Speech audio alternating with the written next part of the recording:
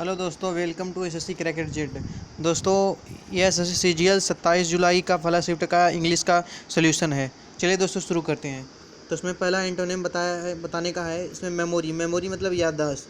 तो इसका एंटोनिम होगा ऑब्लिवन का मतलब भूल जाना।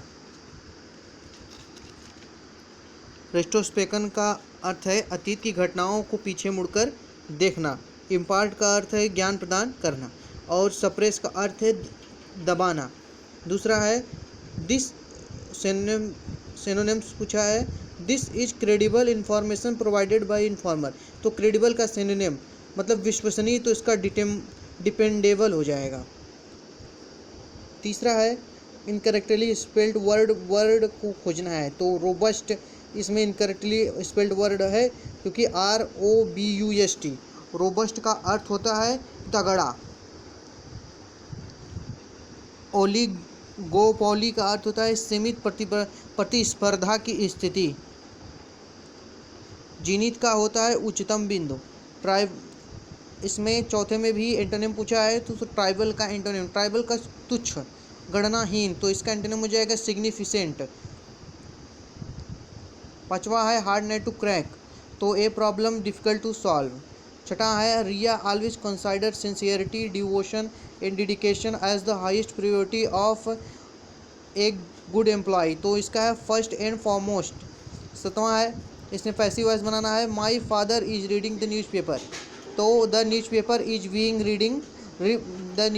Being read by my father, तो इसमें इसका पैसिव वॉइस है the newspaper is being read by my father. एटवां है I worked hard so that I might success, तो ये पास्ट की बात कर रहा है। I worked hard so that I might succeed. Ninth है काउंसिल का एंटोनिम, काउंसिल का अर्थ है रिवील करना, तो इसका होगा रिवील। काउंसिल का मतलब छिपाना, रिवील का तो अर्थ है उसे दिखाना। दसवां है the practice of writing dictionaries, तो इसका लेक्सिकोग्राफी। और एंथ्रोपोलॉजी का है the study of human beings specially of their origin, development, customs and belief. और 11 में ये सेंटेंस रीअरेंजमेंट का है, तो इसे एक बार पढ़ेंगे। It is not walker paradise, so walking is not a fashionable pastime here. London is known for its hectic era, frenzied moments, high decibels and dust kicked by the speeding vehicles. On the contrary, life in the countryside is laid back and easy paced. Unless it is raining, people set out for walk. For this reason, Max never went out for walk, nor did anyone ask him to accompany.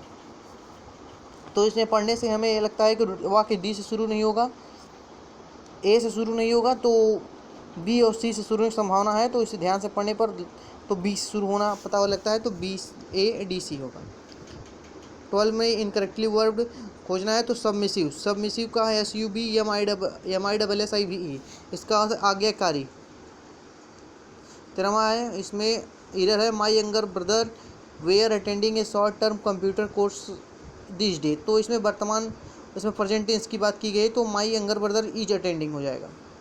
और 14वां है ये भी sentence rearrangement question है, तो इसमें BCD होगा, इसे ध्यान से पढ़ने पर हमें पता चलता है।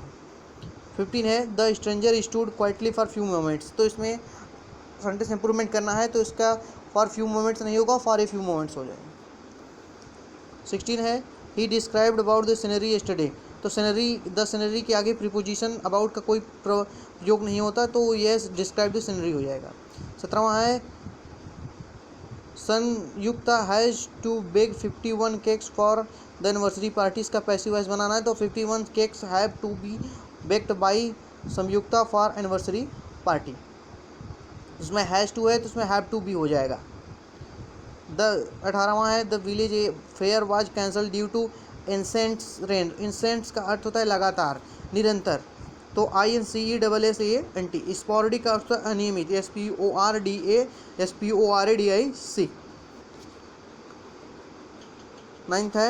19 है the prime minister paid tribute to the martyrs by laying circular arrangement of flower, तो इसमें 100 के ऊपर रखने वाले सर्कुलर अरेंजमेंट ऑफ फ्लावर्स को क्या कहते हैं, यही पूछा है। तो इसे कहते हैं व्रेट्स, WRETHS। बकेट या गुलदस्ते को कहते हैं। और बर्ड्स किसी पौधे के ऊपर एक सघन वृद्धि जिसमें फूल पत्तियों और अंकुर के रूप में बढ़ती है, उसे बर्ड्स कहते हैं। और पोजीज कहते हैं फूलों का एक छोटे गुच्छे को। 20वां है, इसमें एंटोनिम पूछा है, आई ऑब्जेक्ट द फ्लास क्लेम मेड अगेंस्ट मी। तो इसमें प्रश्न चिन्ह लगाने पर ऑब्जेक्ट का एसेंट का मतलब समर्थन करना। इसमें ईच का अर्थ होता है कि राहत महसूस करना, असर्टेन का अर्थ होता है निश्चितता के साथ पता लगाना, और एसेंट का है आधिकारिक स्वीकृति। अब कंप्रेंशन है, the civil services is an integral part of government and play a crucial role in implementing policies program that benefit the public. The space of civil services is to ensure the function, इसमें function भरा जाएगा। The function of civil services is to ensure that the government is able to provide service to citizens in a timely and effective manner. Civil servants are responsible for a wide range of tasks including managing the implementation of policy and program, managing budget, and providing advice to government officials. In order to perform their duties effectively, civil servants must have deep understanding of government processes as well as a strong problem solving analytical skill. They must be also able to communicate effectively with a wide range of stakeholders including government officials, citizens, and other organizations. To become a civil servant, individual need to pass a rigorous exam and undergo extensive training. Once they are appointed, civil servants are expected to abide by code of conduct that emphasize impartiality, integrity, and efficiency in carrying out their duties. Despite the challenges and demand of civil work service, it can be highly rewarding career path, providing opportunity to make positive impact on society, improving the life of citizens. Whether they are working in a local, state or federal government agency, civil servants play a vital role in upholding democratic values and promoting the public good. तो ये रहा आज का solution. अगर video अच्छी लगे तो channel को सब्सक्राइब कर देना। धन्यवाद।